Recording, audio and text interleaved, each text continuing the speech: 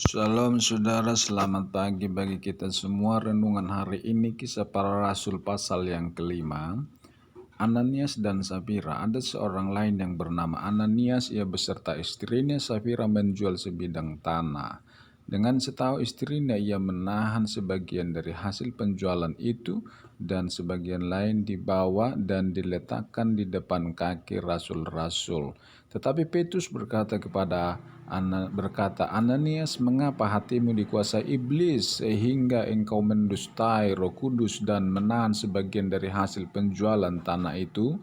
Selama tanah itu tidak dijual, bukankah itu tetap kepunyaanmu? Dan setelah dijual, bukankah hasilnya itu tetap dalam kuasamu?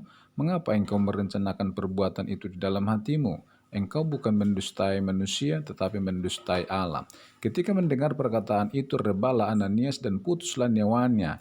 Maka sangatlah ketakutan semua orang yang mendengar hal itu. Lalu datanglah beberapa orang muda, mereka mengapani mayat itu, mengusungnya keluar dan pergi menguburnya. Kira-kira tiga jam kemudian masuklah istri Ananias, tetapi ia tidak tahu apa yang telah terjadi. Kata Petrus kepadanya, katakanlah kepadaku, dengan harga sekian tanah itu kamu jual? Jawab perempuan itu, betul sekali. Kata Petrus, mengapa kamu berdua bersepakat untuk mencobai roh Tuhan?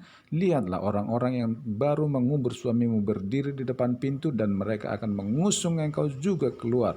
Lalu rebahlah perempuan itu seketika itu juga di depan kaki Petrus dan putuslah nyawanya. Ketika orang-orang muda itu masuk, mereka mendapati dia sesudah mati. Lalu mereka mengusungnya keluar dan menguburnya di samping suaminya. Maka sangat ketakutanlah seluruh jemaat dan semua orang yang mendengar hal itu.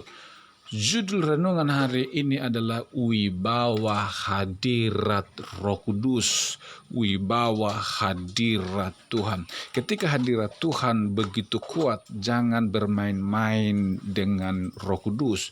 Jangan bermain-main dengan dosa, karena ketika kita bermain-main dengan dosa, maka Roh Kudus akan menampar kita. Kita akan menerima akibatnya yang luar biasa buruk.